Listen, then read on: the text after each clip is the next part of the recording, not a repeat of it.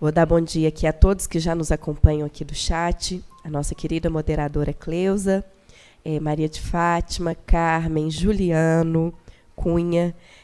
Agradecer também as participações que a gente está transmitindo através da Rede Amigo Espírita no canal no YouTube e também no Facebook. Então, pessoal do Face, por favor, participem também conosco. Eu vou estar aqui acompanhando vocês, tá bom?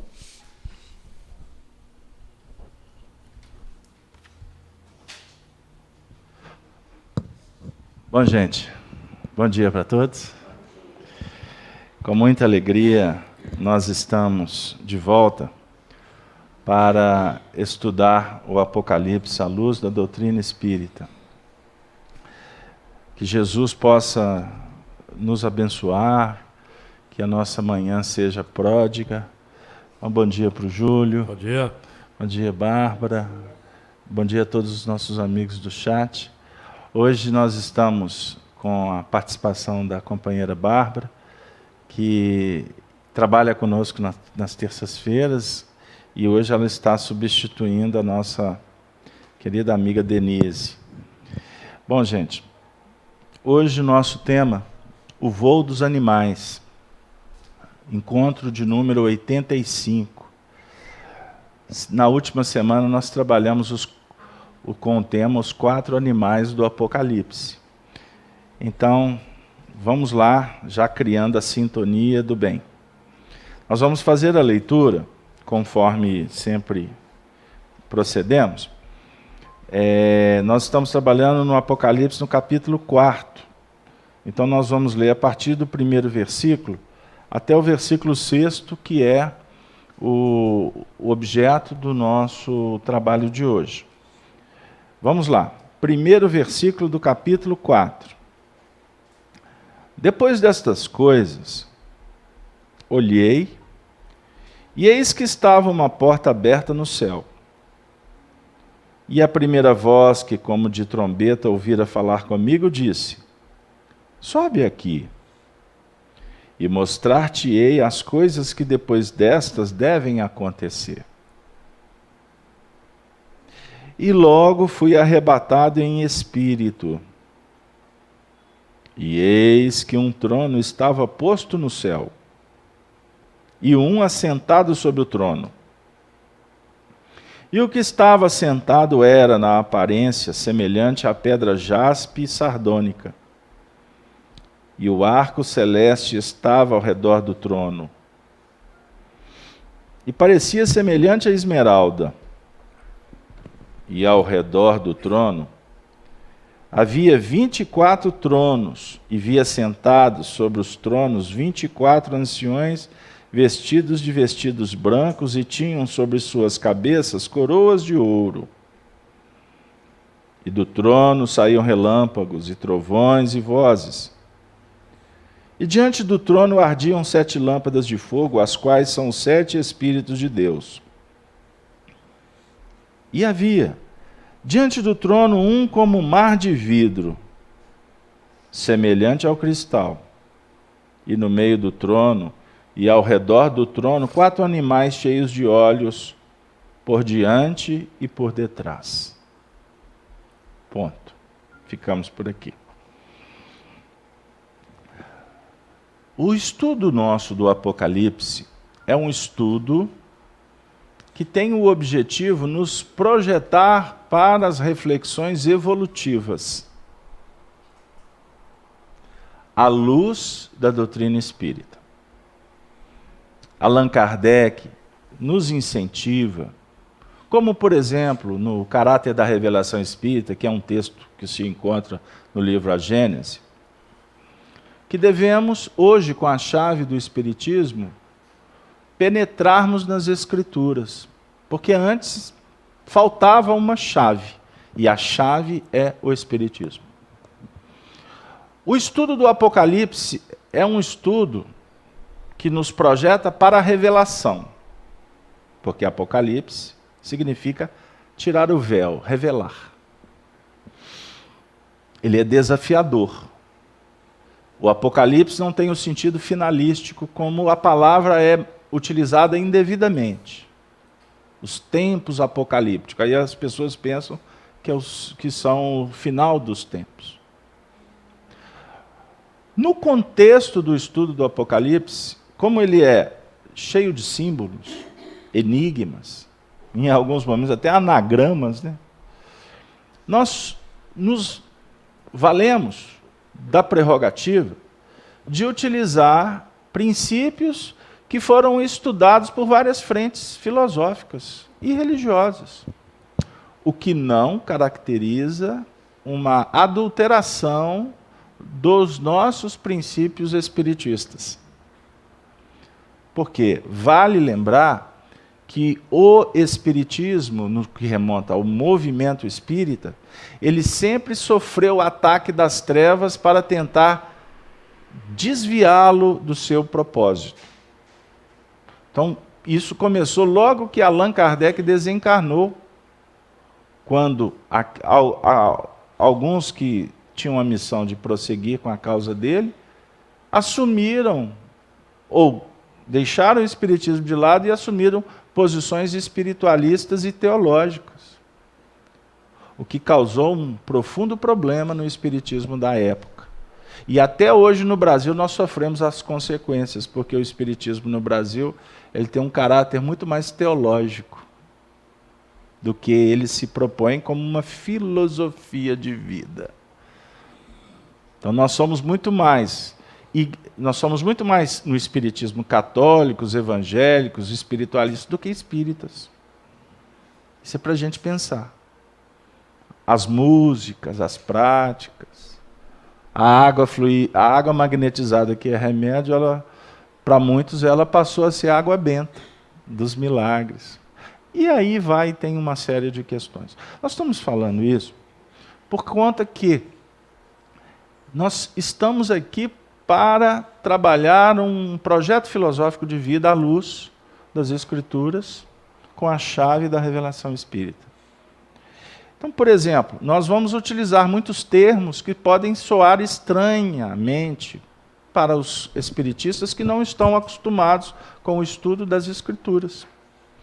E esta casa, a FEAC, a Casa de Kardec, ela tem uma responsabilidade, ela tem um compromisso de estar trabalhando nesse novo movimento, no sentido de termos maturidade para filosofar, para debater democrática, livremente e fraternalmente falando.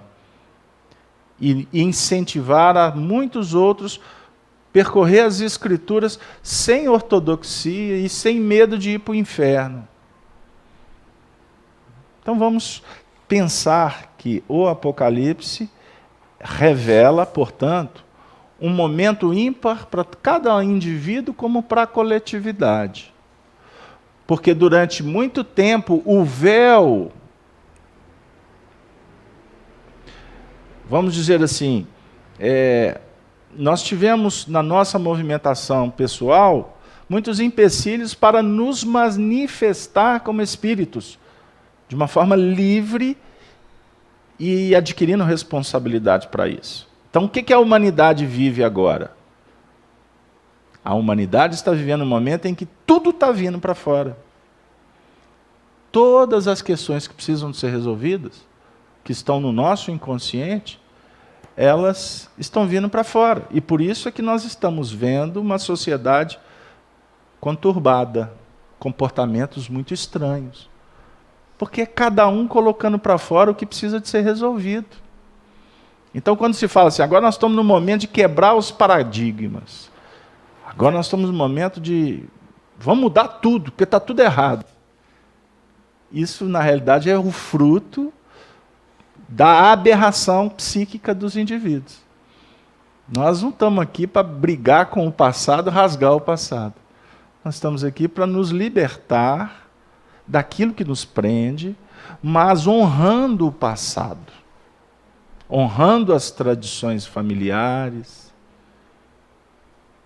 honrando pai e mãe, como define o Evangelho. Ficou claro, gente? Isso é importante. Então não tem nada errado aí fora. Errado é quem julga que as coisas estão erradas. São momentos de colocar para fora. Então, nós estamos aqui no Apocalipse para estudar esses princípios. Então, nós vamos lá no Antigo Testamento, sem nos alongar, e vamos ter, por exemplo, duas figuras emblemáticas, que é Adão e Eva. Adão e Eva estão se despertando para nós nos tempos atuais em José e Maria. Adão e José representam uma escala evolucional dos planos da inteligência e da razão, da intuição. Eva e Maria é o desenvolvimento dos nossos sentimentos, que vão se sublimando. Entenderam? Qual que é o problema nosso como seres humanos? É lidar com o sentimento, porque é ele que causa problema. Não é o Adão que causa problema. O Adão vai crescendo, o Adão vai puxando o carro, até ele chegar na carpintaria de José. A complicação começou com Eva. A complicação são os nossos instintos, os nossos sentimentos, o nosso interesse pessoal, que ainda se macula por questões puramente infantis. Então, a Eva, quando chega na condição de Maria, é o sentimento que se projetou no tempo e que se sublimou. Qual é o fruto de Adão, Eva, José e Maria? O fruto é Jesus Cristo. Olha que extraordinário. Então, para a gente chegar nessa carpintaria de José e Maria, nós temos que trabalhar com simplicidade.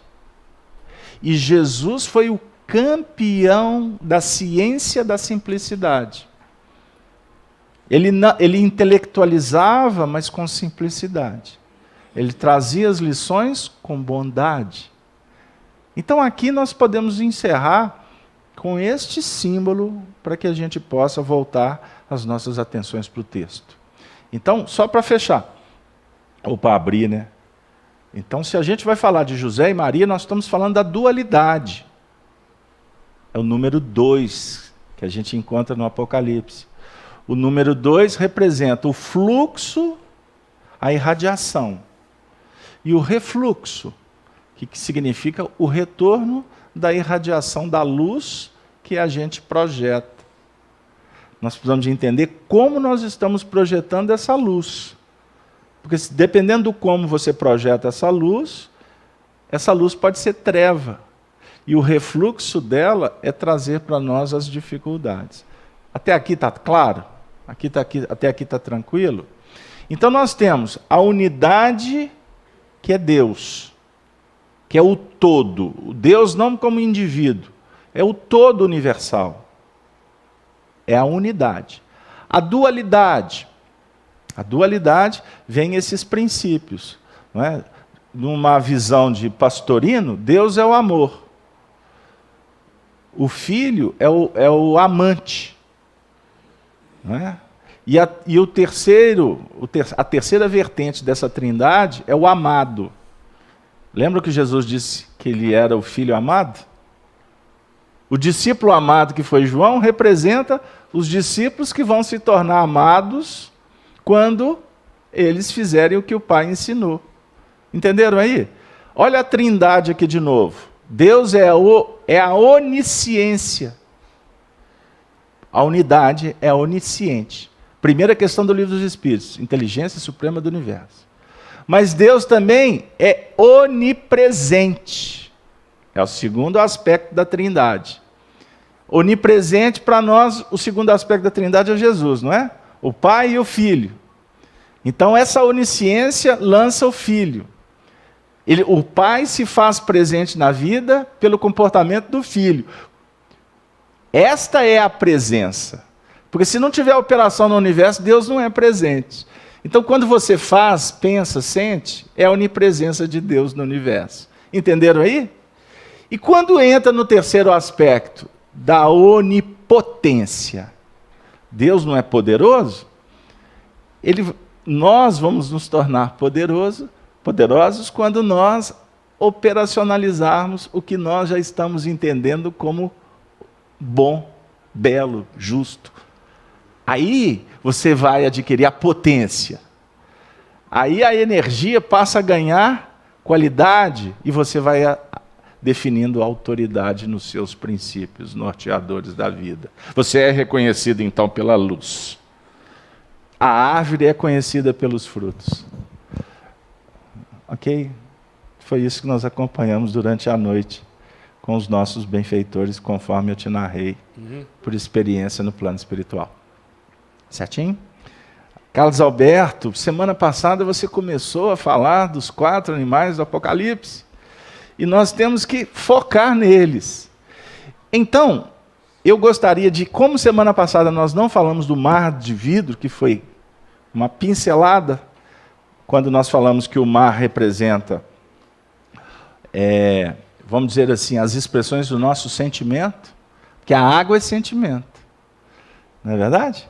A água representa para nós oportunidade, o sentimento que vai se desdobrar. A água é reencarnação. Então, toda vez que a gente vê encontrar água no Evangelho, quando Jesus fala para a mulher samaritana, conforme a narrativa do Evangelho de João no capítulo 4, não é?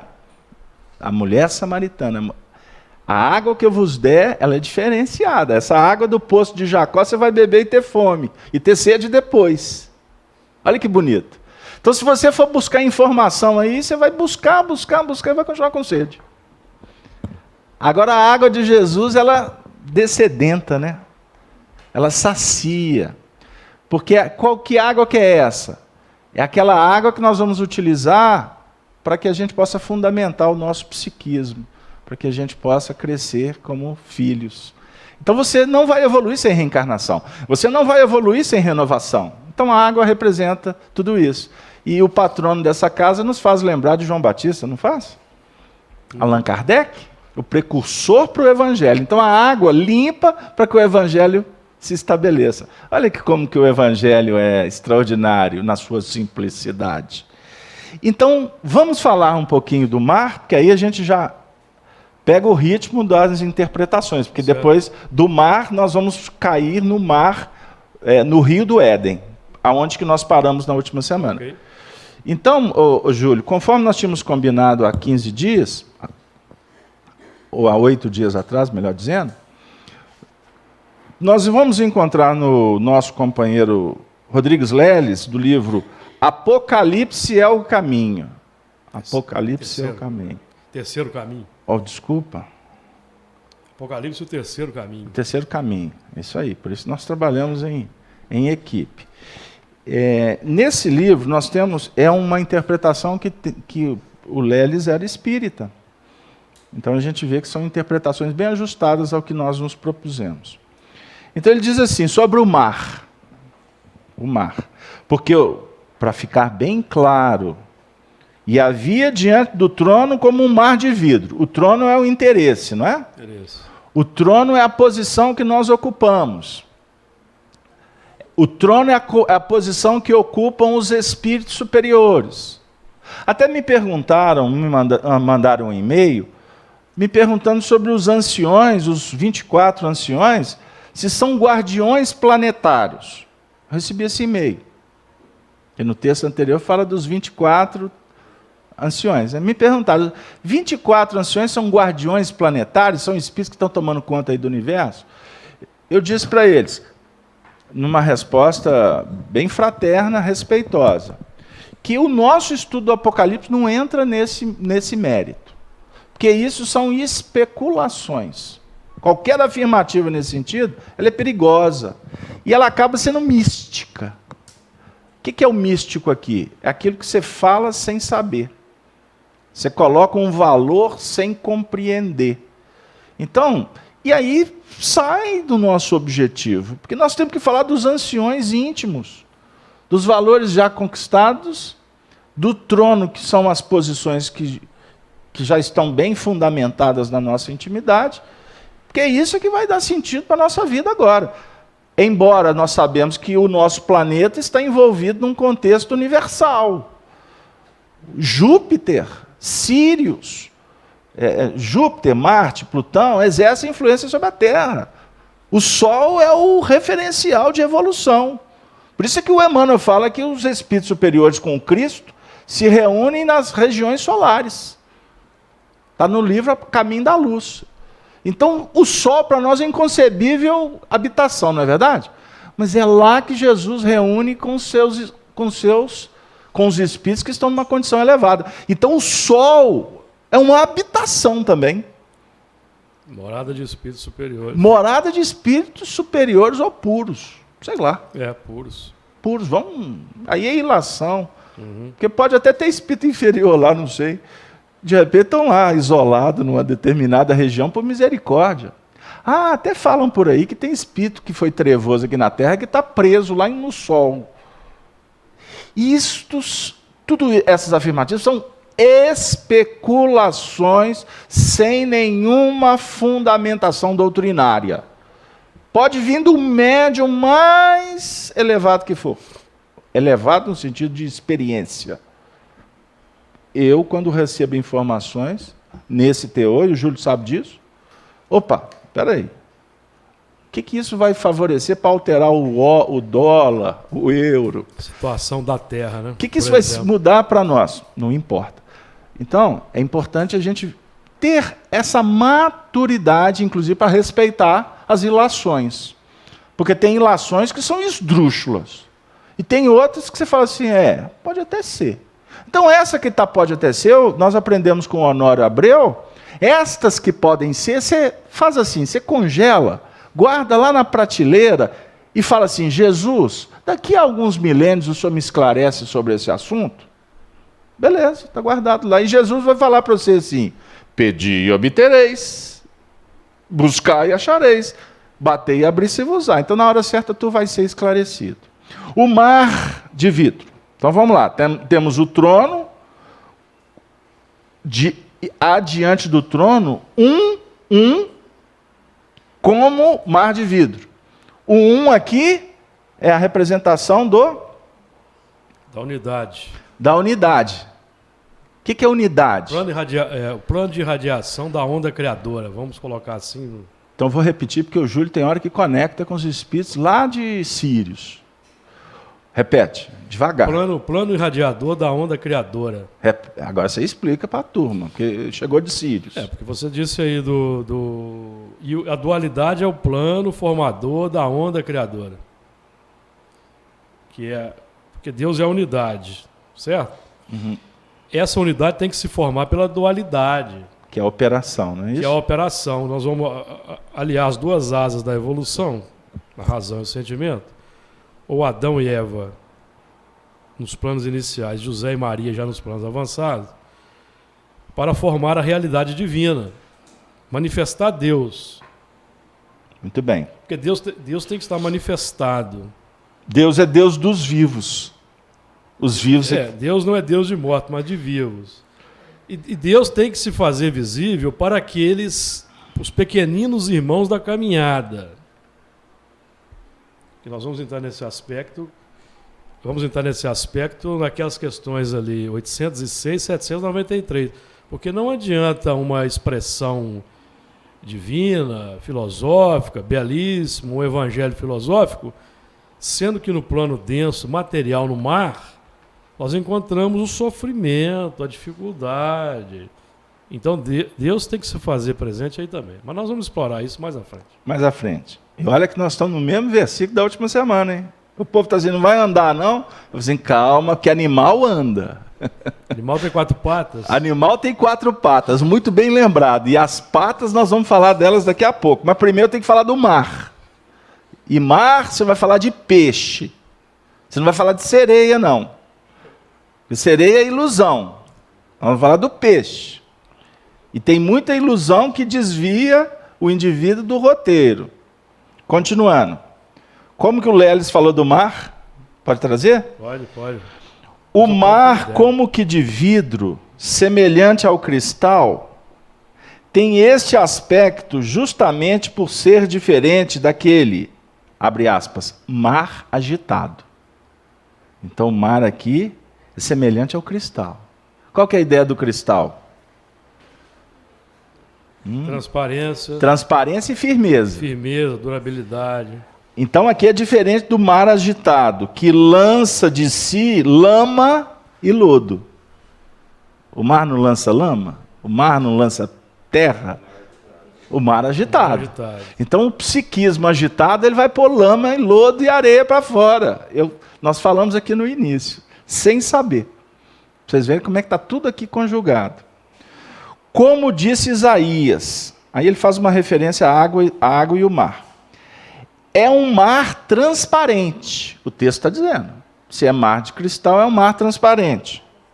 E por ser semelhante ao vidro, não se agita em vagas contrárias entre si, sendo, portanto, feito de harmonia de sentimentos e concepções uníssonas.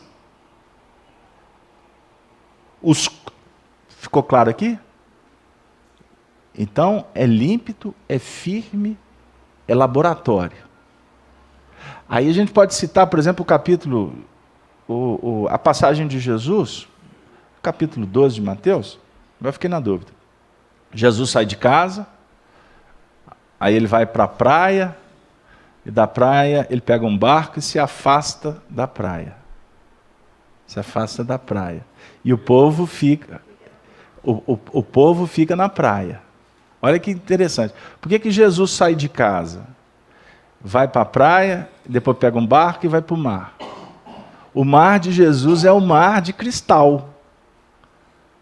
Tanto que ele anda por cima do mar. Não é verdade? Ele não está sujeito à materialidade do mar.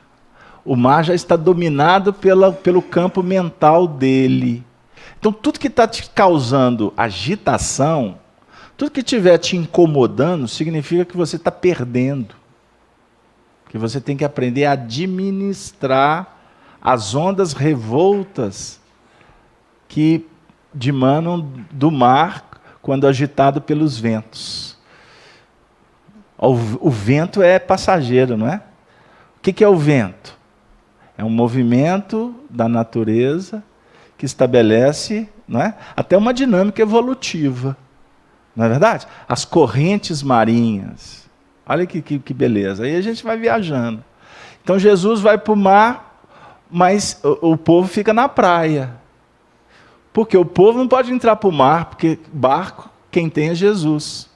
Ou seja, a embarcação é aquele barco que vai estar sobre as águas. Se você não tem barco, se você entrar na água, você vai afogar, não é verdade? Então, para você entrar no mar, você precisa de construir um barco. E esse barco, ele é construído na terra, na experiência que você vai adquirindo na vida. E um barco de madeira, por exemplo, você vai trabalhar com ele lá na oficina da carpintaria de José.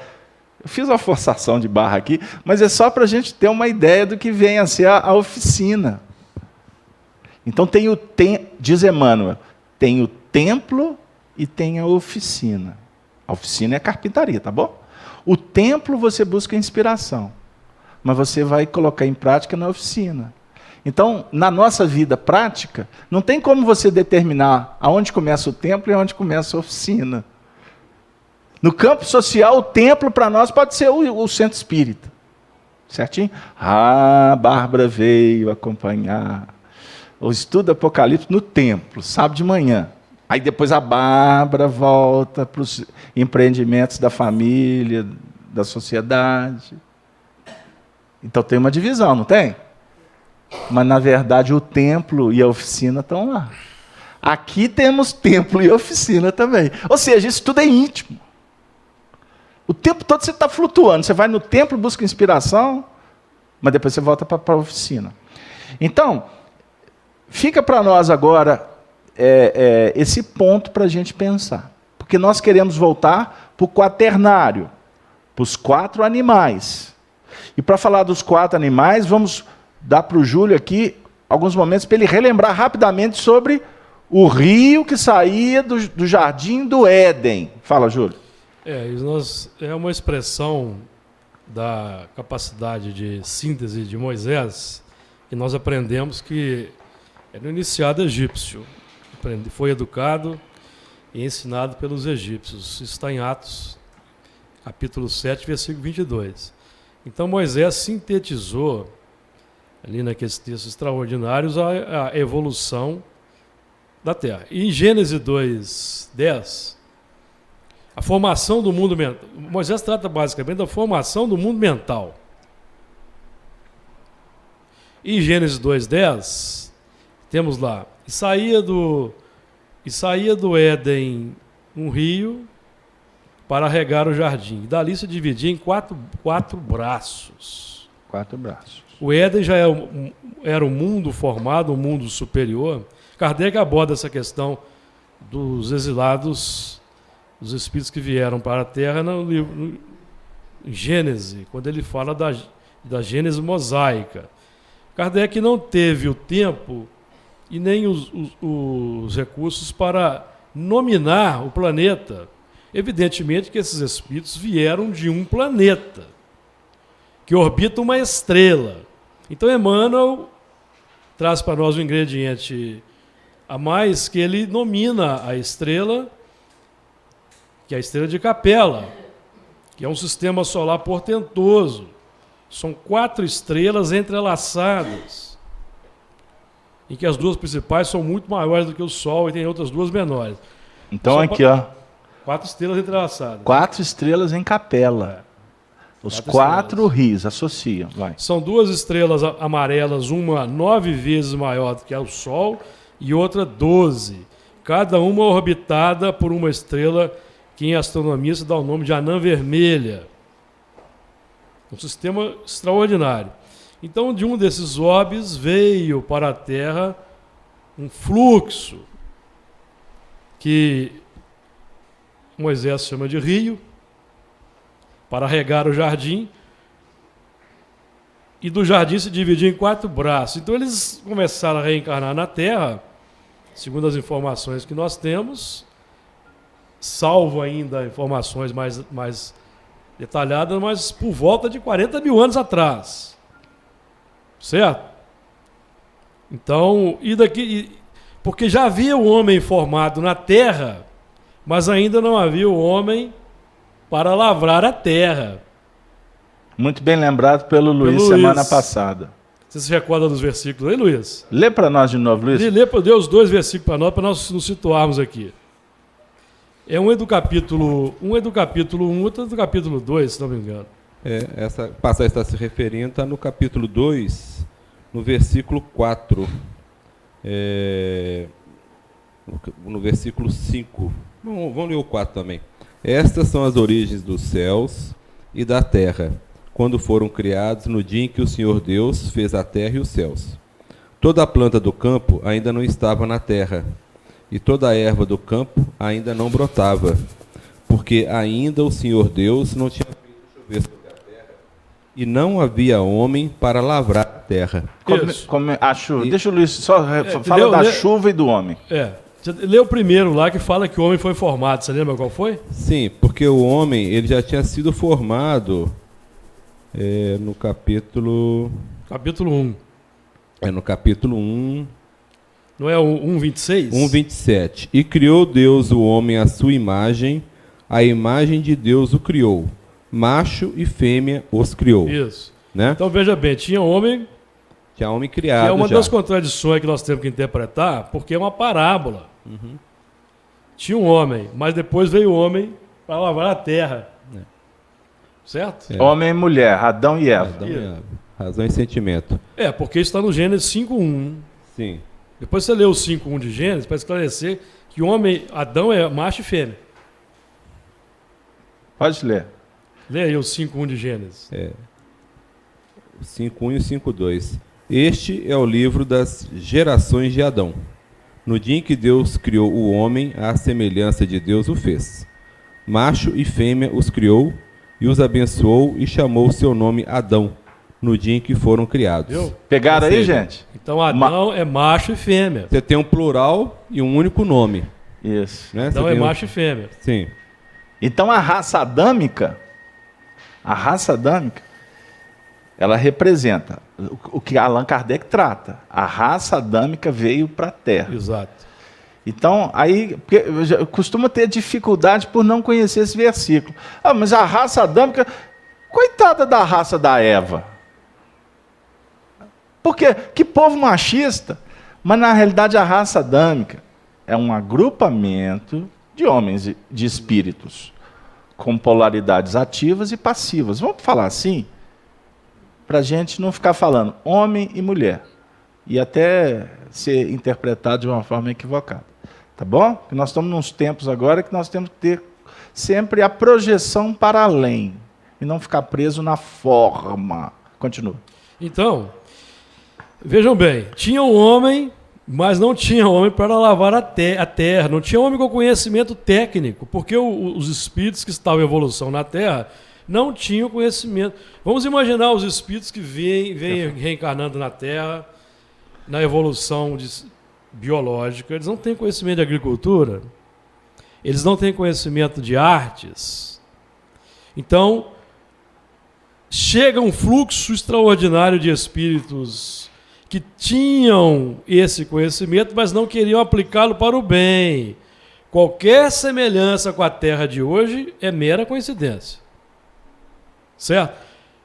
Não querem. Então, esse progresso biológico, vejam bem, Kardec trata disso no texto que o Carlos Alberto se referiu aqui, de Gênesis, do livro A Gênese, capítulo 1.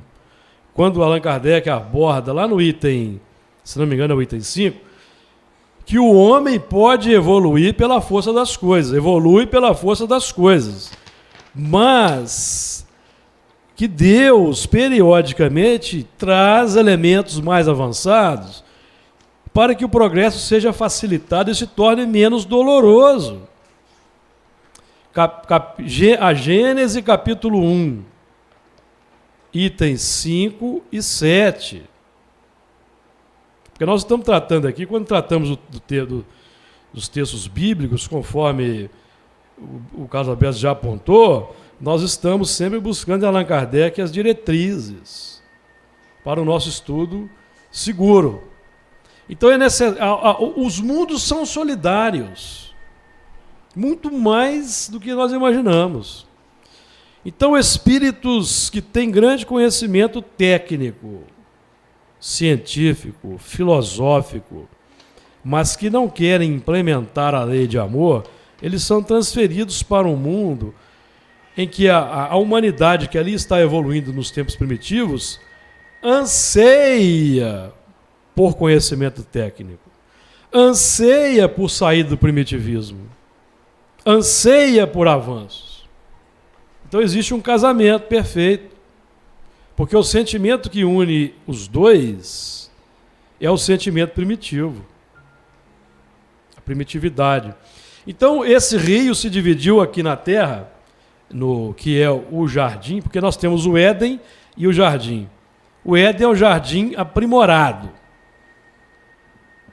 Então, é o plano superior. Esses mundos de capela já tinham todos, como a Terra hoje. Nós temos, na nossa sociedade hoje, temos avanços científicos e tecnológicos extraordinários, mas todos vêm sendo utilizados para a destruição, para a sofisticação do instinto de matar, por exemplo, para ficarmos só num.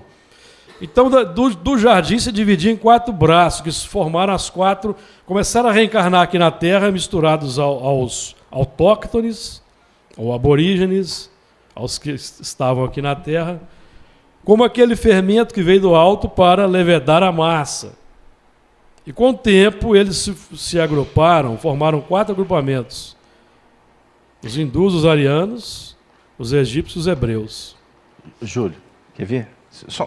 Traz um ingrediente para nós, então. Porque para a gente entrar agora nos animais. Quer ver? Olha, traz aí o ingrediente para nós. Porque senão, escutar o Júlio aqui é bom demais, mas nós vamos... Eu quero entrar nos animais. Porque nós estamos querendo chegar nos animais, e semana passada, querendo ou não, a gente já abordou esses aspectos. Certo. Então, quem que tiver interesse, entram no site da Rede Amigo Espírita, no site da FEAC, FEAC.org.br, palestras, vídeos, Apocalipse. Então tem os vídeos anteriores. O Júlio está falando dos 4 rios do Éden, certinho? Como é que a gente vai entrar nos 4 animais? Eu vou abrir agora com vocês o livro de Ezequiel, Antigo Testamento, profeta Ezequiel, 1º capítulo. Ele diz assim: olhei, 4º versículo, e eis que um vento tempestuoso vinha do norte. A constelação do cocheiro fica no hemisfério norte, tá? Fechou? Visível no hemisfério norte. E uma grande nuvem com um fogo a revolver-se e um resplendor ao redor dela.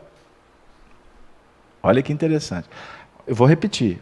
Uma grande nuvem com um fogo a revolver-se.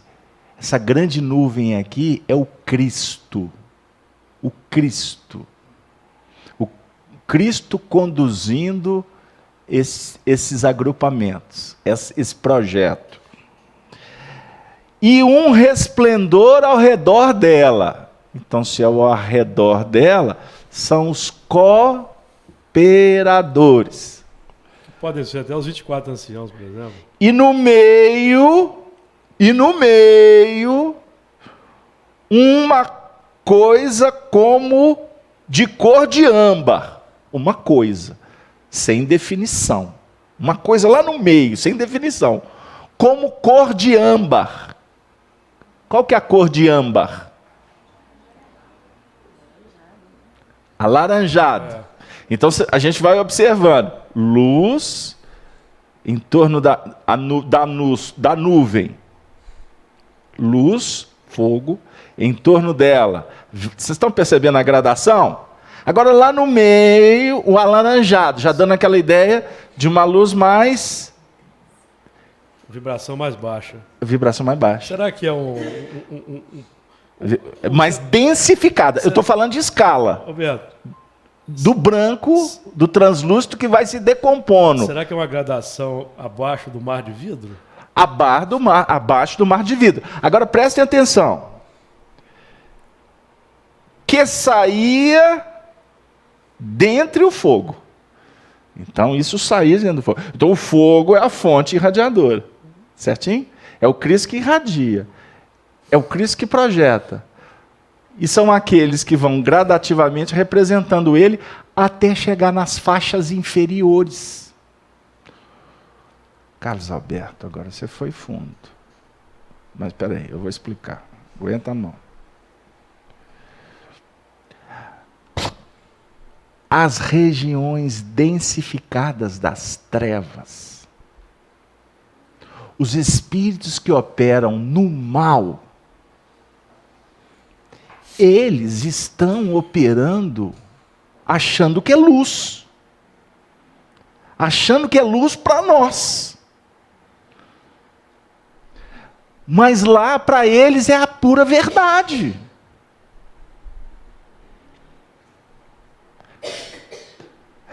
Eu estou falando devagar para deixar vocês pensarem. Mas eles estão em nome do Cristo? Espera aí. Não existe uma organização planetária?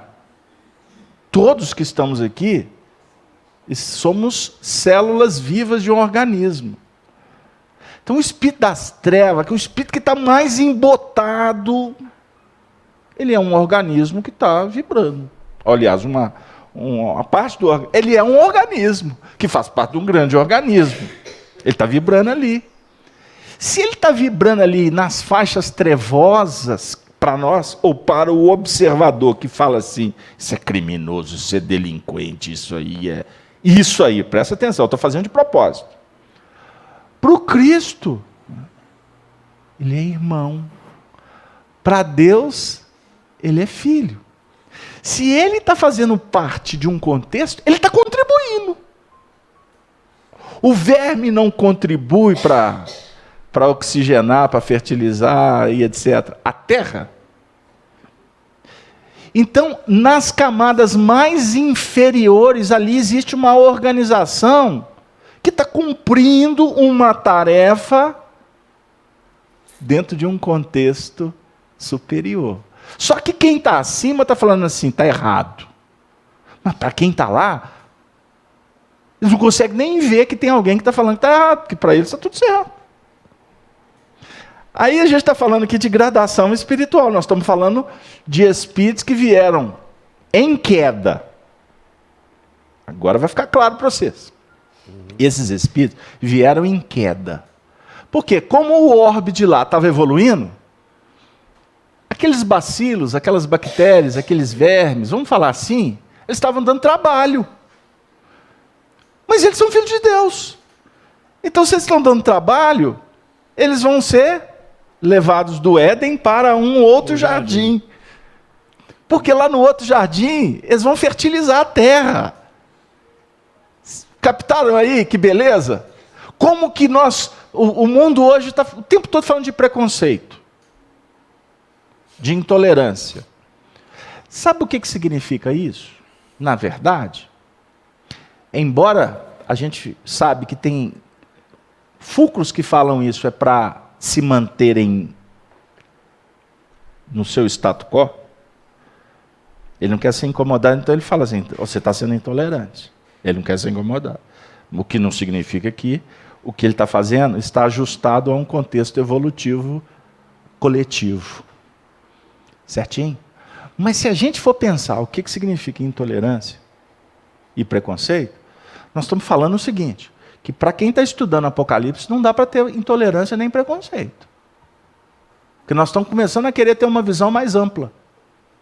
Então a intolerância está dizendo assim, aqueles assuntos que hoje estão sendo, que antes eram normais e hoje estão sendo tratados como retrógrados, que não se pode ter o movimento de intolerância, na realidade é um salto evolutivo do agrupamento que está promovendo a globalização do contexto. Ficou claro, ficou complicado? Ficou difícil? Ficou não? Eu vou devolver para o Júlio. Porque olha aqui. E no meio dela saía a semelhança de 4 animais. E esta era a sua aparência. Tinham a semelhança de um homem. Bingo! Bingo! Então, o âmbar, alaranjado, antes não sabia o que era. Sabia que era alaranjado, que era densificado. De repente sai dali do alaranjado 4 animais. E desses 4 animais, olha como encerra o texto. Tinha a semelhança de um homem. Os 4 animais. Sim, os quatro animais que representam nosso passado evolutivo. Formando aí um quadrante da evolução, porque são 4. O leão, o bezerro, a águia, o homem e a águia. Então o homem como sendo o objetivo da evolução. Conforme aprendemos no Livro dos Espíritos, se não me engano ali nas questões 607 a 609, aquele corpo biológico preparado para receber o espírito formado em condições de conhecer a Deus. Livro dos Espíritos. E o homem, a razão desperta, a razão formada, vai conduzir os instintos, que são ferramentas da evolução, são embriões dos sentimentos. Isso aprendemos no Evangelho segundo o Espiritismo, capítulo 11, itens 8 e 9. 2 mensagens extraordinárias que merecem ser estudadas por nós. Está até aqui separadas, focadas, pode até fazer uma leitura. Em que o leão aponta a coragem, o bezerro a capacidade de sacrifício, a águia representando os voos do espírito, a capacidade de realização dos voos do espírito, e o homem agrupando essas ferramentas e sublimando esses instintos, domando as inclinações más. Então, nós podemos simbolizar esses 4 animais, por exemplo, o leão, a síntese do aprendizado como leão nos deu a capacidade da coragem. Podemos aí associar os arianos, corajosos, intrépidos, ousados, que promoveram o progresso material do orbe. eles, nesse rio simbólico dos 4 braços, os arianos estiveram envolvidos com os hindus e saíram da Ásia e foram, por volta de 10 mil anos atrás, conforme aprendemos em A Caminho da Luz, e foram irrigar os territórios europeus. Então formaram a base da sociedade ocidental. O bezerro, símbolo dos hebreus, a capacidade do sacrifício, mas ainda não é o cordeiro. Ainda existe uma certa rebeldia. Por isso que nós encontramos na trajetória dos hebreus essas questões aí, a dificuldade em aceitar o Messias, aceitar a capacidade do sacrifício. Você quer levantar? E a águia, representando os voos do Espírito, porque nós vamos encontrar alusões à águia no próprio Evangelho, no capítulo 24 de Mateus, onde estiver o cadáver, se você quiser levantar, aí se ajuntarão as águias. Se não me engano, 24, capítulo 28 de Mateus, versículo 24. Se não me falha a memória. Certo? Que são símbolos dos espíritos. Símbolos dos espíritos. Tanto dos espíritos superiores, dos espíritos regenerados, quanto dos espíritos atrasados. O cadáver como sendo um elemento morto.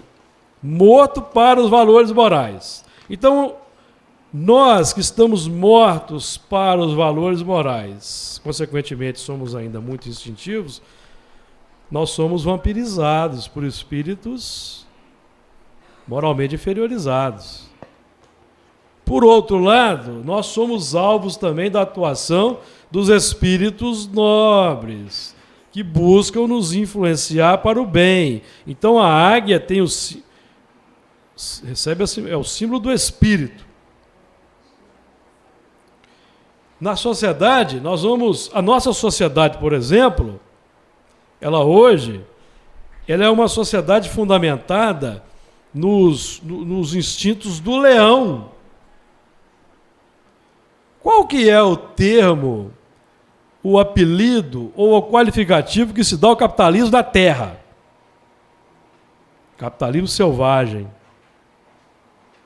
E o que nós estamos dizendo aqui é uma informação que nos é trazida pelos Espíritos na questão 793, quando eles nos informam que nós ainda não somos uma civilização completa, nós realizamos a primeira etapa da civilização. Falta o avanço moral para que a civilização seja completa. Então nós vemos na nossa sociedade atual uma grande influência dessa capacidade mal direcionada que nós desenvolvemos ao longo da evolução, como sendo a determinação, a coragem e a ousadia que nós estamos utilizando para subjugar o próximo. Então, o leão simboliza o predador, o bezerro a presa. Então nós temos aí as duas facetas da lei de causa e efeito. Quem é leão? Hoje, amanhã vai ser bezerro. Vai estar sob a expiação. Perceberam? Forçado. Deus lhes impõe a encarnação com o fim de fazê-los chegar à perfeição. Para uns é expiação, para outros é missão. Então o bezerro simboliza os que estamos em expiação. Ok? Quer trazer mais algum ingrediente? Porque na realidade é o seguinte. Então eu sou aqui agora convidado, e convido vocês, a trabalhar, a abrirmos já a leitura do versículo 7º. A leitura do versículo 7º. Porque aí a gente já dá um passo adiante, certo? O versículo 7º diz assim: e o primeiro animal era semelhante a um leão, e o segundo animal semelhante a um bezerro. E tinha o terceiro animal o rosto como de homem. Lembra da citação que eu fiz de Jeremias? de Ezequiel, aliás. E o quarto animal era semelhante a uma águia voando. Então, quem quiser anotar, anotem o que eu vou dizer, principalmente quem está em casa. Porque, até abrindo mais um parênteses, antes de falar o que eu vou colocar, e quem quiser anotar, anote. Os próximos versículos vão definir para nós alguns aspectos que vão detalhar esses animais. Então, nós vamos continuar ainda nesse tema. O tema é vasto. O tema é muito vasto. Só nós não podemos fechar demais, agora, porque senão a gente não caminha e temos 18 capítulos para estudar do Apocalipse. Nós estamos aqui no quarto. Então, vamos lá. Então, esse versículo 7 está falando, o primeiro animal era semelhante a um leão. Então, quem quiser anotar, anotem. O leão, ele chama a nossa atenção para o verbo querer. Querer. Porque o querer é a mola que movimenta a criação e dá movimento à roda. O querer é a mola que movimenta a criação e dá movimento à roda. O que significa isso? Vou para cá. Que roda que é essa? Lembram que nós estamos trabalhando o número 4? Número 4, quaternário. Lembram que nós falamos que o número 4 tem a ver com a questão 132 de O Livro dos Espíritos? Deus vos impõe a reencarnação com o fim de vos fazer progredir. Lembram que nós citamos isso aqui anteriormente? O número 4 fala para nós, por exemplo, dos 4 corpos. Corpo mental, corpo mental. Ele fala para nós do corpo causal, ele fala para nós do corpo astral e fala para nós do corpo físico. Olha que interessante. O número 4 também fala para nós da representação dos nossos instintos, das nossas sensações, das nossas emoções, dos nossos sentimentos. Então, tudo isso aqui tem a ver com o número 4, certinho? Esse número 4, então, ele nos remete à cruz. Então, a cruz representa também o símbolo da reencarnação. O Cristo, Jesus, melhor dizendo, Jesus é conhecido no mundo inteiro pelo símbolo da cruz. O catolicismo instituiu o sinal da cruz como uma forma de interação com Jesus. Isso é uma prática exterior. Por isso que, lembram do movimento do sacerdote? O Pátri, o Filho e o Espírito Santo. Né? Se benzia assim, com o sinal da cruz. Na realidade, isso é uma prática exterior, que respeitamos, mas entendemos que essa prática, na realidade, é a descida. A descida, lembram do rio, do Jardim do Éden? Então, é o movimento de descida. Mas nós temos o movimento da subida.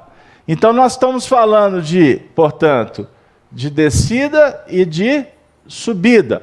Fluxo, refluxo, ação e reação. Jesus desce à terra. Ele é morto, ele é crucificado. Ele é crucificado no Gólgota. Lá no monte, no Monte da Caveira. Quem quiser anotar, vai uma dica. Nós temos uma lição intitulada A Caveira, ou Monte da Caveira, agora eu fiquei em dúvida, o título. Essa lição se encontra no livro Levantar e Seguir, de Emmanuel. Quando o Emmanuel faz um estudo sobre o símbolo do Monte da Caveira. Quando o indivíduo desencarna, o que vai acontecer com o seu corpo? Vai entrar em decomposição. O que fica para depois ser, para ficar como registro da passagem do indivíduo, não é? A caveira, os ossos, certinho? Então, os ossos, a caveira, representa, vamos dizer assim, aquele carimbo que o indivíduo viveu a experiência na Terra. Mas, então, essa caveira vai voltar para o pó. Mas o espírito que veio do pó e vai voltar para o pó, na realidade representa que ele veio do mundo espiritual, passou pelos reinos, pelos 3 reinos, o mineral, o vegetal e o animal. Olha a tríade aqui de novo. Lembra que eu falei? A tríade? No Espiritismo a gente fala de tríade.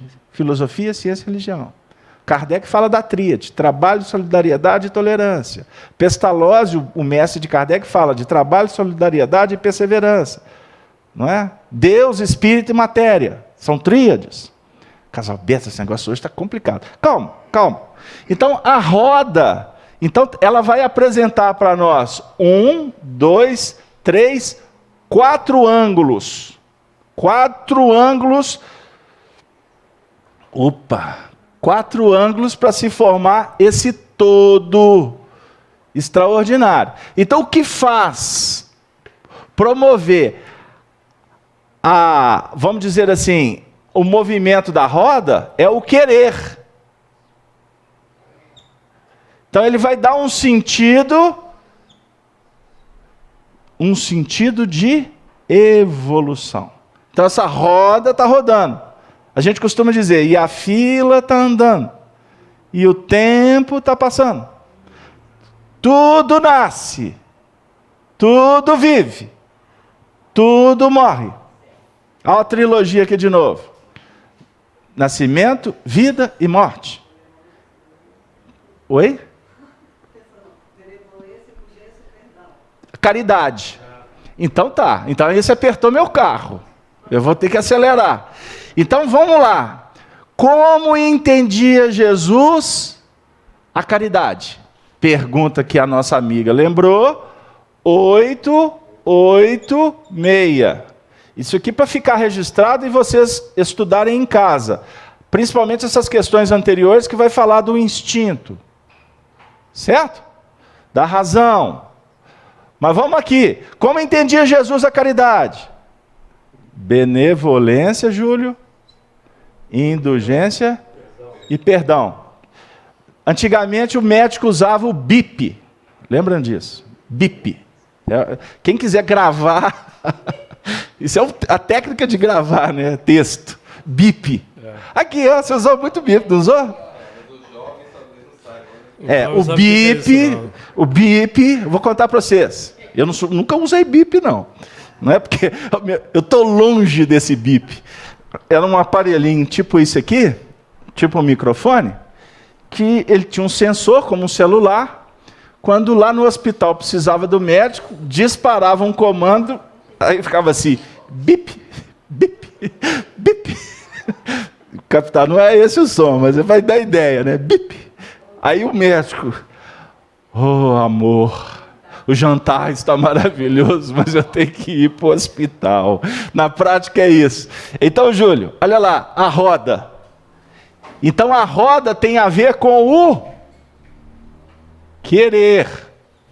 O que o Emmanuel fala sobre o querer, Júlio? No livro Pensamento e Vida? A vontade é o impacto determinante que movimenta a máquina. Olha para você ver. Que aciona a máquina. Impacto determinante que promove a evolução é o querer. Agora, olha que interessante essa roda. Tudo parte do leão. O leão aqui, é o corpo do leão aqui que nós trouxemos.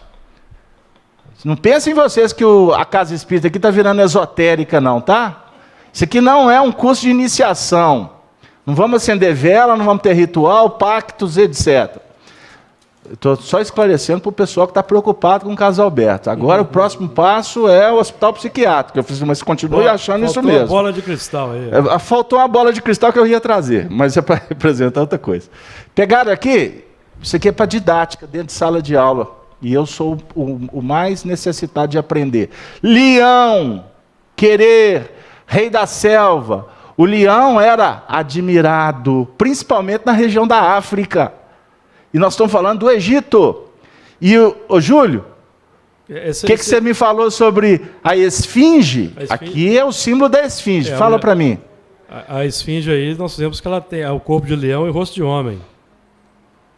O que você falou? Ah, sim. Tem estudos que apontam que quando eles calculam que essa esfinge, quando ela foi construída, são especulações que carecem de comprovações. Mas que na época que ela foi construída, a constelação que acendia no horizonte era do leão. Os egípcios estudavam astronomia. Então, o símbolo da esfinge tem uma fundamentação. Ela tem uma explicação. Então, nós estamos falando aqui do querer, o leão.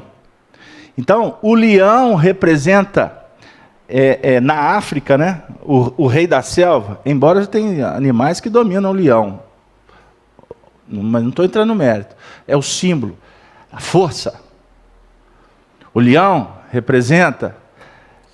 Fala. Um dado interessante é que o único animal, são dois animais que ousam enfrentar o leão. Um deles é o búfalo.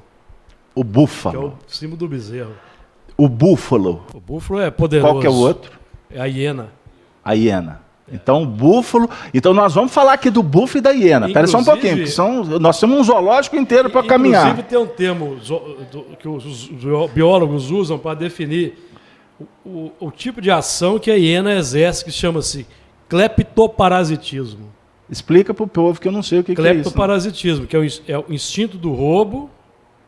Então, quando nós vemos elementos aí sofisticando-se no roubo, isso remonta lá à retaguarda. Porque a hiena rouba o cadáver. Depois que o leão caça, as hienas roubam. Então é chamado de cleptoparasitismo, esse tipo de... Então eu vou complicar a vida do Júlio, já que ele falou que o leão caça. Que caça é a leoa. Mas o leão defende. O leão é o leão. Olha a juba. A juba do leão. Roberto, a leoa tem juba? Qual que é o símbolo a leoa caça? Porque isso tem um reflexo profundo. Porque o sentimento é que vai à caça das coisas no mundo. A emoção. Ainda bem que você antecipou. É que vai à caça das coisas. Não vou ter que falar mais sobre isso. Não é isso? Porque nós podemos aqui então falar da Eva. Exatamente. Eva. Que é a emoção que o Adão estava interessado lá no fruto da árvore da ciência do bem e do mal? Não, porque Deus tinha falado para ele que era proibido. A razão estava assim, melhor não. Meu coração está assim, mas é tão gostoso. Aí, na realidade, a serpente, vamos trazer o ingrediente da serpente para ficar muito claro para a gente. O que é a serpente, na verdade? A serpente são as injunções, as inspirações que vêm do plano espiritual inferior. Certo? É irradiação. É a onda mental, né, Beto? É a onda mental. Olha a serpente. Olha a serpente. Quando ela ataca a naja, por exemplo, ela fica em posição para dar o bote, certinho? Ela fecha. Isso em nível humano, a serpente representa as forças espirituais que são tratadas como, por exemplo, pelos filósofos hindus, como a Kundalini. A Kundalini é a força mental, é a vinculação do centro coronário com o centro básico. É pela Kundalini que o espírito cria. É a Kundalini que dá a base para as forças instintivas e sexualizadas. O artista, quando está criando, ele está trabalhando com a Kundalini. O homem, quando está reproduzindo, ele está trabalhando com a Kundalini. O médium, quando está operando, ele está lidando com a Kundalini. Certinho? Isso é só para trazer o ingrediente para a gente. Então, observem bem. O leão são os aspectos do homem de se projetar, de querer. É diferente de desejo. Querer. Aí nós vamos para o outro animal. O próximo é a águia. Eu vou seguir essa ordem porque tem uma escala didática respeitando o texto. A águia representa para nós o verbo ousar. Porque não adianta você querer e não ousar. Não adianta você querer e não ousar. Ou seja, é a sensibilidade sutil com que o espírito desperto pelo querer se encoraje, através do plano mental, conquistar os píncaros, o cume. Se você não operar o querer, eu quero, perceber que eu posso, e verificar que eu devo, o ousar envolve isso. Ousar envolve isso. Querem anotar? Anotem, porque isso é extraordinário. O ousar tem a ver com o querer. Eu quero. Eu quero. Eu posso. Eu posso. Eu posso. Eu tenho potência, eu tenho força. A porta está aberta. Eu posso. Aí vem o terceiro movimento. Eu devo. Eu devo. O posso tem a ver com o poder. E esse poder é pessoal. Eu dou conta de ler esse livro? Né? Eu posso ler o livro. Opa, então eu vou ler o livro. Porque eu já quis, eu já vi que eu posso. Oh, mas espera aí, amigo, eu só tenho dinheiro para comprar leite. Não dá para comprar um livro lá na leitura. O livro lá custa caro. Se eu comprar o livro lá, eu vou deixar de comprar o leite. O que a razão está dizendo? Eu não devo. Porque se eu for lá comprar o livro e deixar o leite dos meninos para depois da manhã, eu estou adulterando e prostituindo a lei. Ficou lá? Você ia falar, Bárbara? Eu preciso eu tenho mais 15 minutos para falar, tenho mais 2 verbos. Vamos lá. Ô, Beto, a gente está com... O pessoal do chat está todo mundo assim, gente, que aula é essa? E lá no Facebook, a gente teve uma participação da Vera Leal Almeida, que ela fala justamente isso, desse quero, posso, devo. Ela coloca a águia como a representação dessa visão espiritual, essa visão todo. A águia, Bárbara. Ela está com a asinha. Eu ainda vou encontrar uma águia aberta, com a asa aberta, para trazer aqui para o nosso estudo. Porque a águia, ela é extraordinária. E não é à toa que os egípcios adotaram ela como um animal de referência. Poder. Vários impérios. Vários impérios.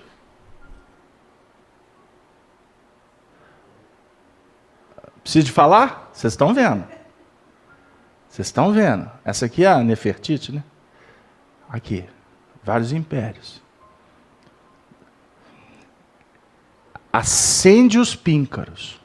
Eu vou falar daqui a pouco que todos os animais têm 2 faces. Tem a face focada. Tem o espectro, né? O espectro da pirâmide. Vamos falar do espectro. O espectro que vai refletir luz, e dependendo da posição do Sol, reflete luz aqui, e aqui vai dar sombra. Porque dependendo da posição do Sol, captaram? Aqui vai ser sombra. Então, aonde que o Sol tem que estar posicionado? Ao meio-dia. É o equilíbrio. Porque ao meio-dia, vai haver reflexão das 4 faces da pirâmide. Certinho? É aquela condição que Jesus diz assim: brilhai a vossa luz. Porque Deus é luz. Aí Jesus diz assim, Deus é luz, está em 1ª Epístola de João. Quando Jesus diz, eu sou a luz do mundo, nós vamos encontrar isso também em João, no capítulo 8, no versículo 12. 8 João 12. Repetindo. Eu sou a luz do mundo. Ele está recolhendo a luz do Senhor e refletindo nas 4 facetas, abrindo os 4 espectros, porque o sol é como se ele... como não? A representação é essa. O sol está aqui meio-dia. O Cristo está se posicionado com equilíbrio, porque ele já estabeleceu um caminho verdadeiro, justo, harmônico com a providência divina. Por isso que ele reflete a luz em todos os momentos. Você não vai ter momento no Cristo que você vai encontrar sombra. Não tem contradição. Pegaram lá? Então, isso para nós define aspectos extraordinários sobre a águia. Então, antes, o poder na terra. Depois, a busca do poder no céu. Por isso é que é fluxo e refluxo. Então, nós tivemos encarnações como imperadores, como reis, como poderosos. Aí hoje, graças a Deus, nós estamos no Brasil com crise. Nós estamos no mundo inteiro com dificuldade em vários setores. Porque a gente precisa de aprender que o domínio não é suficiente lá fora. O domínio tem que ser íntimo. E quando eu falei domínio suficiente lá fora, é no sentido de dominar com habilidade, ter competência naquilo que tu recebe como missão. Aqui o império é lá fora. O império é conquistar outras terras. É dominar, portanto, sentar num trono, que a gente já falou da face do trono, de um trono deturpado. Então, nós temos, por exemplo, no movimento espírita, uma entidade que nós reverenciamos porque se tornou uma rainha na terra, que foi para o céu. Quem que eu estou me referindo? Pode falar, gente. Maria. Maria. Não é Eva? Não é Eva? Ô, Júlia, você não sabe o que você me aprontou agora. Mas vamos lá. Maria não é a Eva? A Eva era a rainha. A Eva era rainha. Eva era rainha.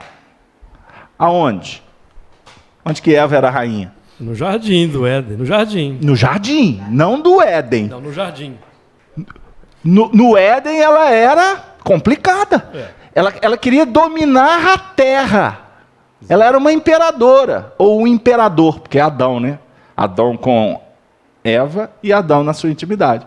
Então, aqui, nosso negócio aqui mais não é egoísmo, orgulho. Nosso negócio aqui nesses mundos agora é fraternidade. Não tem mais espaço se você não quer. Se você não quer, você automaticamente se exclui. Por isso é que vem o degredo, por isso é que ela sai desse contexto. Aí ela vem para a terra. Só que na terra ela vai ser rainha, porque aqui só tem súdito, só tem espírito simples, só tem espírito que não sabe como que funciona. E para saber como funciona, o espírito tem que trazer na bagagem dele a experiência da administração. Então, a Eva foi expulsa, e ela se redime em Maria. Maria não é a rainha dos céus? Sim. Como os católicos apresentam? Sim. Não é assim que canta? Os evangélicos não dão autoridade para Maria. Entenderam aí a reflexão? Por quê? Natural. Porque os católicos estão representando o símbolo. Eles falam dos símbolos. Os outros segmentos estão focados em alguns espectros da luz, estão departamentalizados. Os evangélicos, com todo respeito, estão focados em Jesus. Por quê? Eles precisam de um líder que vai salvá-los. E não vai ser uma mulher que vai salvar. dentro de um contexto, de uma visão limitada. Agora, vão chegar num tempo que está arriscado a reencarnar para cultuar só Maria. Olha o que eu estou dizendo. Não estou sendo falso profeta, não. Eu estou profetizando o que é previsível. Você assiste uma novela, a novela é previsível. Você vê o primeiro capítulo, você sabe o que vai acontecer no último. Não é verdade? Vocês têm assistido novela? Eu tenho. A minha vida é uma novela. E mexicana. Porque diz que a novela mexicana não acaba. Cheia de dramas. Cheia de dramas. Ô, gente, eu tenho que correr aqui. Então, olha, mas eu ia citar, mas o Júlio me tirou. Eu ia falar do Chico, mas o Júlio me tirou. Você não falou para eu citar a Maria? Nossa. Você que lançou a pergunta. Pois é. Você que lançou a pergunta. Então, Júlio, eu vou te falar então sobre o Chico. Chico Rainha. Então tá. Nós vamos dar no Egito, lá no Chico? Ou não? Não, vamos rapidinho. Aqui, vamos falar do Egito, depois a gente vem para... Não tem problema não, mas é assim que funciona. Paulo foi apedrejado. A proposta da dinamização do evangelho é para ser apedrejada.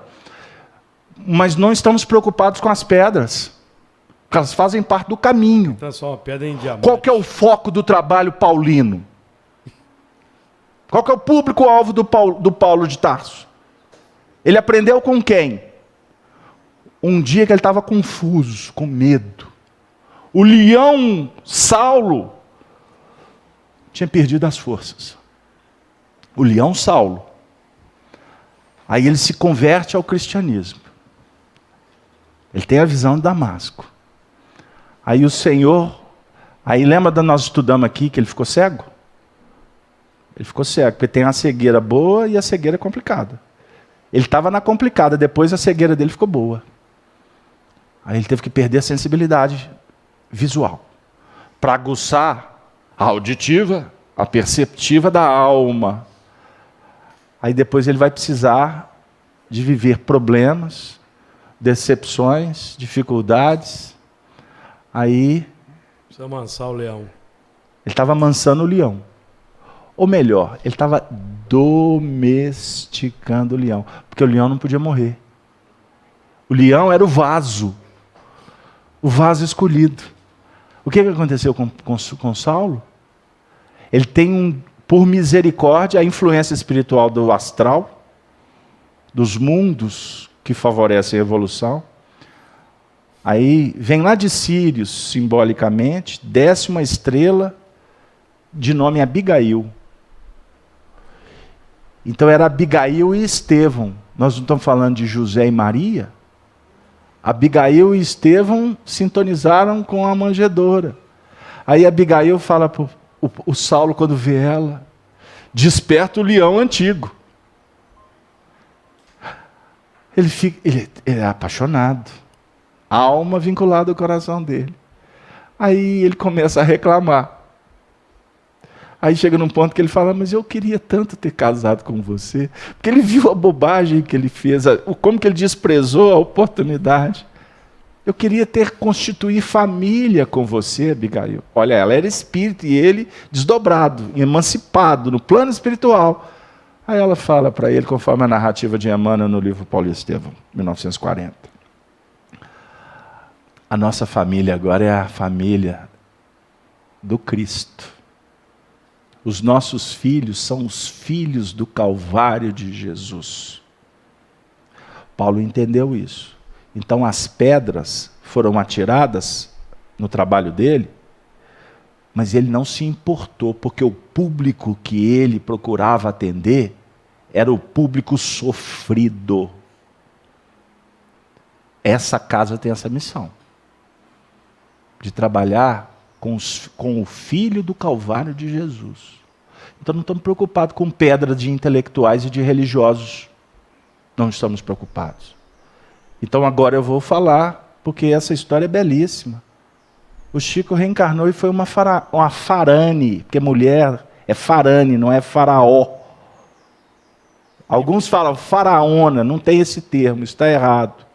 Farane, Hatshepsut, filha de uma dinastia, de uma época em que o livro dos mortos estava sendo escrito. Livro dos mortos, a base da ciência psicológica ou metafísica dos egípcios. Para nós, seria o livro dos espíritos na atualidade. Hatshepsut. O que ela fez? Uma mulher mais sensível. Ela parou de querer que o Egito trabalhasse no expansionismo bélico, destruindo para conquistar, para se engrandecer. Ela parou com isso, ela suspendeu tudo. Ela ficou 14 anos no poder. Ela era uma mulher. Por que ela ascendeu ao trono? Porque o pai dela, Tutmós I, que foi um guerreiro, imperador na acepção, faleceu. Quem herdou era Tutmós II, que casou com ela, que os irmãos casavam para manter a dinastia. Ele tinha, com 16, 17 anos, ele desencarnou. Saúde precária, ele desencarnou. Não tinha herdeira. Ela era a única. Porque Tutmós teve um outro filho, mas no harém. No harém. E era uma criança ainda. Então os sacerdotes do Egito se organizaram para coroar. Mas como é que eles iam coroar aquela rainha? Ela era mulher, quebrava as tradições do Egito. Então fizeram dela homem. Travestiram-a. Colocaram capacete de homem com barba postiça. Os seios foram despistados com panos. E o povo admirava a rainha como um rei. Olha que extraordinário o que aconteceu com ela. E já que eu comecei, vai, né? Eu tenho que contar rápido. O que aconteceu? Ela fez tanta coisa boa para o povo. Foi um dos períodos mais férteis do Nilo. As estações favoreceram para a produção de trigo e cevada. O povo era feliz. Ela promovia festas religiosas. Tebas estava em festa. Ela mandou construir vários monumentos, dentre eles o obelisco, foi do tempo dela. Só que ela tinha diabetes, câncer, desencarnou obesa, mas Chico Xavier, em 1955, disse assim para Arnaldo Rocha. Isso eu gostaria de deixar registrado, porque é um dos fenômenos mediúnicos do Chico mais extraordinários. Chico disse para o Arnaldo assim, mas ela desencarnou com uma infecção generalizada. Arnaldo ouviu, acabou o assunto. No ano de 2007, o Arnaldo me contou, nós colocamos no livro Chico de Aulas e Recordações a informação, só isso. Em 2007, 2008, chega nas minhas mãos resultado de uma pesquisa dos arqueólogos do Egito, e eu vou contar rapidamente. Na virada do século XIX para o século XX, acharam 100 múmias numa determinada região lá do Egito. Não tinha nome, eles não sabiam, enfim. Guardaram essas múmias lá no Museu do Cairo. E uma dessas múmias, era uma rainha, porque os nobres eram mumificados com as posições dos braços que caracterizavam reis ou rainhas. No caso dela, a rainha. Então, era uma múmia de uma rainha, só que eles não sabiam de quem era a rainha. Só que apelidaram essa rainha da rainha sem dente, porque essa rainha não tinha um dente molar. Isso ficou por quase 100 anos. O apelido de rainha sem dente. Quando foi lá no ano de 2007, eles acharam uma caixinha nas pesquisas, com o nome grafado, Hatshepsut. Colocaram a peça, fazendo um escaneamento, e escanearam, identificaram objetos. Dentro desses objetos, um dente molar. Pelo processo da computação gráfica, trouxeram esse dente. Aí lembraram, alguém teve a intuição, lembrar da rainha sem dente. Quem sabe? Fizeram o teste. O dente é o dente da rainha sem dente. Portanto, aquela múmia é a múmia de Hatshepsut. Tudo que ela fez, ou quase tudo que ela fez, foi destruído. Observem bem, porque aquele menino que estava no harém, quando ela morreu, ele já estava mais crescido, ele se tornou o faraó do Egito, chamado Tutmós III, apelidado como Napoleão do deserto. Por sinal, é uma encarnação de Napoleão Bonaparte lá atrás. Ele destruiu quase tudo que ela fez por inveja, porque uma mulher não podia deixar registrado tantos feitos extraordinários na história do Egito. E ele começa, então, a projetar o leão das trevas, enquanto ela procurou domar o leão que ela trazia e se transformou numa grande leoa caçadora, caçadora de valores nobres. O tempo passa, o tempo voa, tudo continua numa boa na poupança Bamerindos. Essa rainha reencarna no dia 2 de abril de 1910. Chico Xavier. Só que tem um detalhe que eu não posso deixar de citar. Quando fizeram o escaneamento que identificaram o dente na arcada dentária da múmia, resolveram fazer o teste do DNA, os exames de carbono e etc., para pegar alguma coisa do histórico dela. A ciência comprova que Hatshepsut era diabética, tinha câncer nos ossos e desencarnou por uma infecção generalizada. Chico Xavier falou desse assunto em 1955. Sabe por que da infecção generalizada? Porque ela estava com infecção no dente. Extraíram o dente. E não, na época não tinha os antibióticos necessários. E isso se transformou num processo que levou ela, sepsemia, né? Levou ela à desencarnação. Agora, um detalhe que a nossa alma querida dá belas gargalhadas ao lembrar dessa história.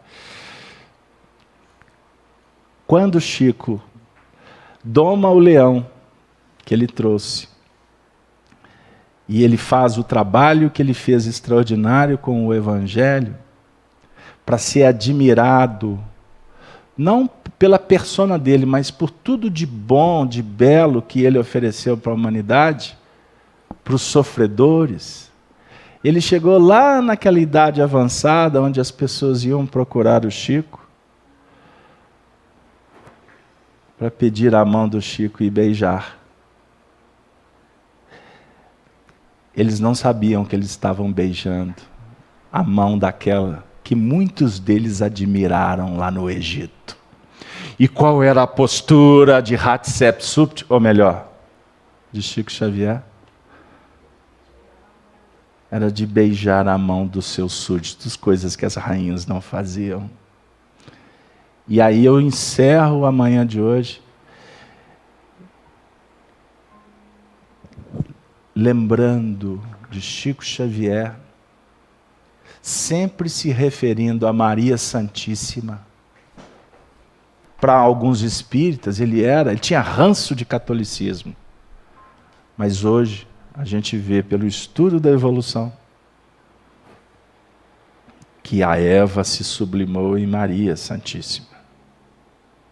E todas as almas que vão percebendo essas injunções do caminho e as influências que as rainhas dos céus oferecem, passam por humildade, por agradecimento, por gratidão, melhor dizendo, passam a reverenciá-las como seus símbolos. Maria de Nazaré foi e continua sendo a inspiradora desta rainha ou dessa alma que se engrandeceu e passou por nós, para a grande maioria, sem saber quem ele realmente foi, porque viram apenas o que ia lá de fora. E como desconhecemos a doutrina espírita, ele foi santificado e passa a ser mito para muitos que tenham interesse em ele ser mito, por questões puramente do mundo. E Chico Xavier, no mundo espiritual, em nome de Maria Santíssima, continua distribuindo as rosas da fraternidade, do respeito, do amor e da alegria. Ave Chico, Ave Hatshepsut, mas acima de tudo, Ave Cristo. Que Deus nos abençoe. Na próxima semana, nós vamos trabalhar ainda. Se falamos do querer do ousar, nós vamos iniciar a reunião com o saber e com o calar, para a gente completar o quadrado e entendermos a importância dessa roda que vai sendo impulsionada pelo querer e hoje, à luz da doutrina espírita, pela fé raciocinada. Podemos encerrar?